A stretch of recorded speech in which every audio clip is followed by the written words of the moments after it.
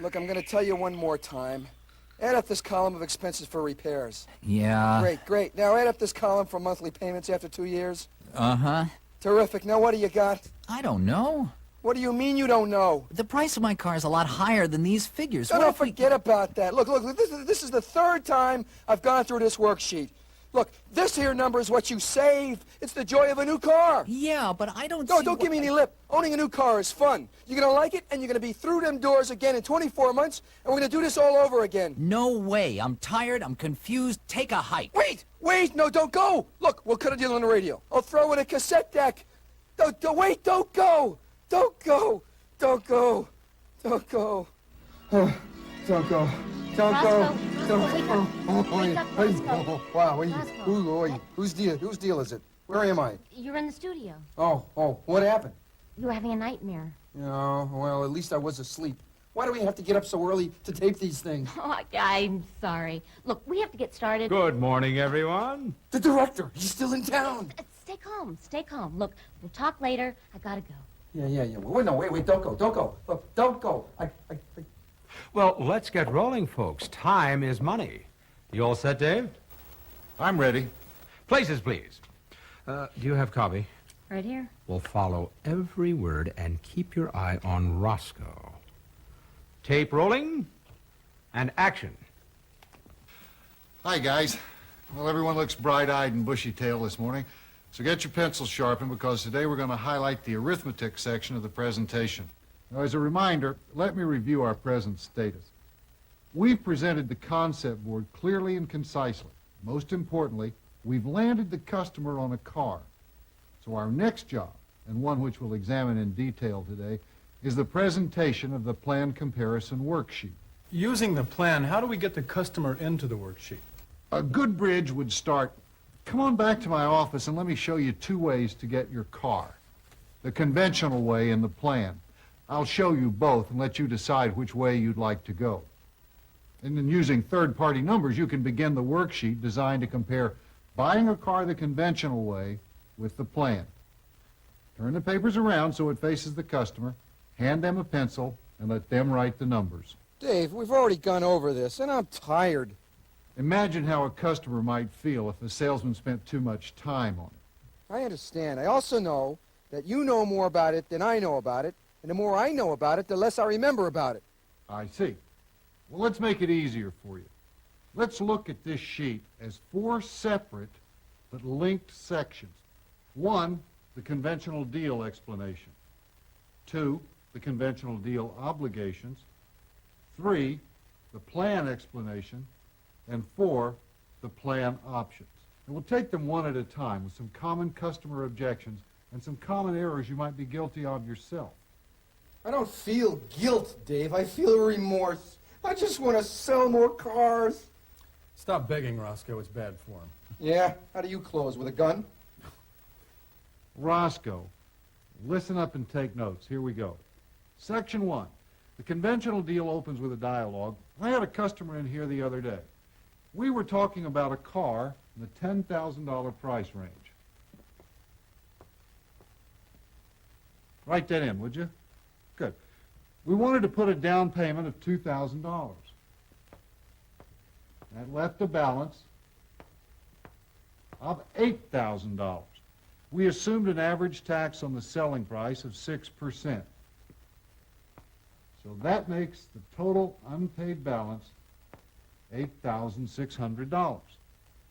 When you're through with that, have the customer look at a range of payment cycles. Now, on a balance of $8,600, using the factors we discussed earlier, the payments over 24 months would come out to $430. Over 36 months, they'd come out to $344. And for 48 months, it would be $258 a month. Then stress the 48-month trading cycle. Why waste time with that now? Why can't you stress it when you get to the plan side? You will. But long-term financing is a serious problem the industry is facing today. We're also well aware of normal customer attitudes. Most people want a new car every 2 or 3 years. Unfortunately, when a customer is placed in long-term financing, they're unable to get a new car for 5 or 6 years. The worksheet easily demonstrates this dilemma. Everybody got that? So what am I doing wrong in this section of the worksheet? Not much, I hope.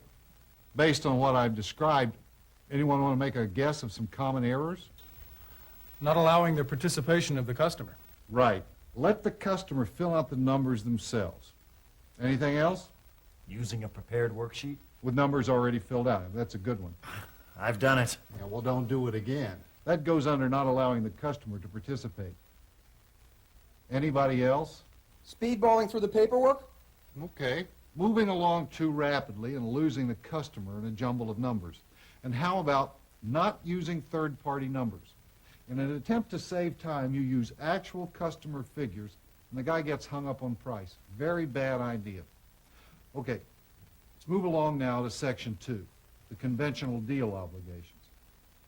Any transitional statements for us here? Just stress what the customer owes after 24 months of payments. Let them see their obligation to the bank and fill in this section. This customer has 24 additional months of payments that total $6,192. Now that's their obligation on a 2-year-old used car. In addition, the customer will be going into the 3rd year and incurring normal maintenance costs, which average $65 to $70 a month.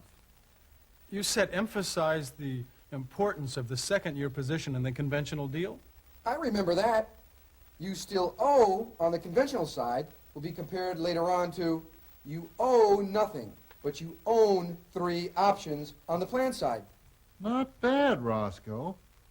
Emphasize the importance of planned trading cycles and the advantages it provides, such as avoiding maintenance, getting into a new car faster, getting a better equipped car. In essence, the joy of owning a new car. Anyone have any problem with this section? A guy asked me once where I got the maintenance expense numbers from. What did you say? I said I didn't know. When the guy stopped laughing, did you close the deal? Not funny, Roscoe. Tell the customer those numbers were obtained from a U.S. Department of Transportation study, not a Ford study. The study examined the average normal operating cost for the average driver in the course of a year. The study concluded that $65 to $70 per month was an accurate accounting. On the other hand, a customer might have had little, if any, trouble with his old car. Conversely, it might have averaged more.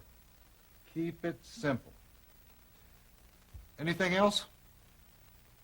Okay, let's make the trip over to Section 3, the plan explanation side of the worksheet. Does anybody remember the transition we used to get to it? Mm-hmm. I have it in my notes. So do I. You wrote it down? No, but I did Xerox your notebook last night. Anybody need copies? It's not very legible. You copied my notebook? If I knew your handwriting was so poor, I wouldn't have bothered. Let's see. We want to emphasize the transition from the left side of the worksheet to the right side of the worksheet. Here it is. Read it out loud. Okay, this is from your first lecture. A good bridge might be, do you understand all that? That's not new to you. It's the conventional way to buy a car, and there's nothing wrong with it. But Ford said there's got to be a better way. That's why they came out with the plan. Now, let's take a look at another customer who gets a car using the plan. Exactly. The benefits of leasing. I got a problem with that, but if I open my mouth, that director will shove his arm down my throat and pull my heart out. What did my friend say about leasing? Something about disclosing too early? What exactly did he say? I can't seem to remember.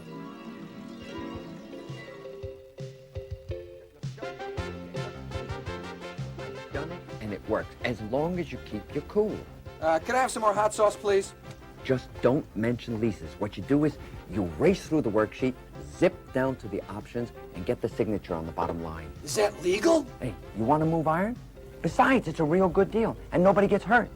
I mean, why ruin things by disclosing the entire plan as a lease? I don't know. You don't know what? I don't know why they don't have enough chips around here. Look, don't get me wrong. I like the plan, but a lot of people get jumpy around leases. Now listen to me. I know. Want another drink? What? You want a refill? Oh, yeah. Waiter, bring him one of those drinks with the volcano on it, and I'll have the one with the umbrella. finally, the hot sauce. Oh, this will make your socks roll up and down. You should try some. No. That stuff's too dangerous for me. The trouble with you is you don't have any Mexican blood. Haha.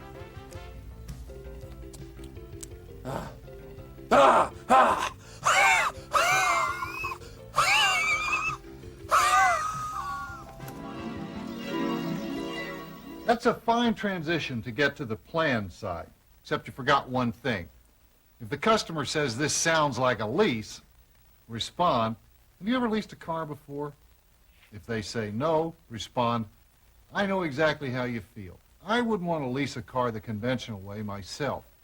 The plan uses the benefits of leasing while still keeping the major benefit of buying, the potential of building equity. But Dave, what if they've leased a car before and say they don't want to do it again? Well, the answer's the same, Roscoe. Don't run and hide.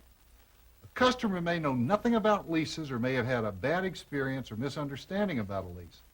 Remember, to emphasize the uniqueness of the plan from a conventional lease, such as lower monthly obligations, shorter terms, no resale risk or upside-down equity. Now let's go through the plan explanation. Let's fill in these numbers. A $10,000 car at $2,000 down with a balance of $8,000. In most states, an immediate cash flow advantage occurs right here because we're taxed only on the money put out. So now we have an unpaid balance of $8,120. Now, whether or not this tax advantage exists in your state is not critical. The plan really starts here. When we turn the sheet over and ask the customer to write down $8,120 and then subtract $5,500, the car's value in 2 years guaranteed by Ford Motor Company. We deduct the value right now. All they have to pay on is $2,620, plus the cost of the use of the money. That total obligation over the next 2 years, 24 payments of $198 per month, plus 6% tax, brings the total to $210 per month. Here's where we emphasize the comparison between the 48-month conventional deal and the 24-month planned cycle. The customer discovers that he has a cash flow advantage of $48 per month over 2 years, which adds up to $1,152 in savings. Now, has anyone experienced any customer objections up to this point? One big one. I've worked with some customers who hear that you're saving them $48 per month, but they see that at the end of that time, they don't own anything. Well, some have told me that they would rather pay the extra money and own the car. One of the main reasons for developing the worksheet is that customers have blind spots concerning term.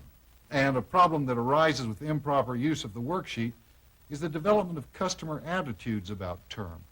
What didn't they really see? I don't know. I can't see it either. They didn't see in this example that $48 per month extends for 24 months.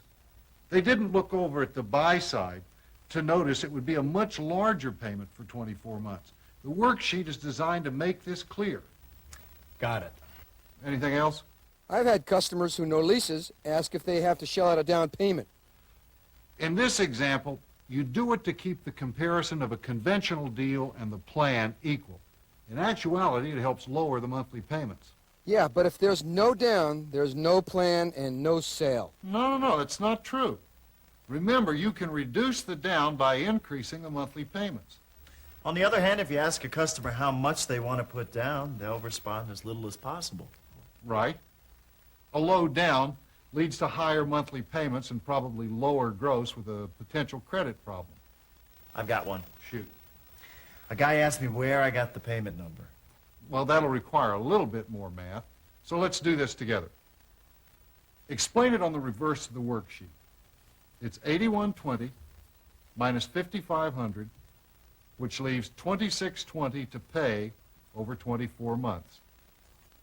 That comes to $109 per month.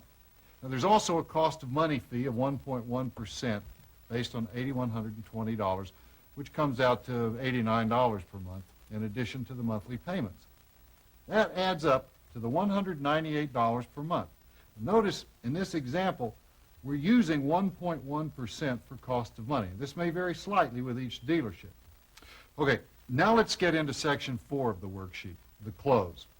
The three options will point out two of the real attitude problems in the car business today. Anybody remember what they were? Intimidation and threats. Roscoe, you're supposed to help. Standing a little levity to the situation before we all go into a numbers coma. The attitude problems I was referring to are resale risk and equity. Now, a good transition would start. Saving money is not the best part of the plan. The best part comes at the end of 2 years. Now, the customer on the plan does not owe anything as compared to the customer in a conventional deal. But they do own three great options, and that'll provide more control over their car costs than they've ever had before. Let's briefly review each option. The first option is called the equity option. At the end of 2 years, whatever the car is worth over the guaranteed price can be used as the down payment on another new car. The second option is the safety, or the walkaway option. Let's say for some reason the car is worth less than the expected guaranteed value. Using the conventional system, this downside loss remains with you, and you can become what is termed upside down. Conversely, the plan allows you the option to walk away from the loss, free from any obligation. The third option is the purchase option. If at the end of 2 years you wish to keep the car, all you have to do is complete the purchase. The customer is then faced with the reality of both the conventional deal and the plan. The salesman can press home with, well, which makes more sense to you? What are some of the common mess-ups in this section? Well, they're easy to spot and easy to fall into. Allowing the customer to divert you with too many questions before reaching the end of the presentation. And forgetting to highlight the walkaway option, which emphasizes to the customer the possibility of a downside loss and the means to escape from it. Well, listen, I don't know about you guys, but I need a break. Is that it? I hope so. This is worse than jet lag. We're done. Save the lights. That's a wrap. Oh, say, Roscoe, you didn't mess up this time. What's the matter? Feeling ill? Well, why drag out the pain? Besides, I have a date tonight. A date, huh? With whom? With his training manual. No, but... No buts. You have to study. Looks like you need a little work on your closing technique, Roscoe. Come on, everybody, let's grab a bite to eat. Hey, let me ask you, are you guys really awake in class? Or are you just good at dozing off in a sitting position? Guys, I love you guys.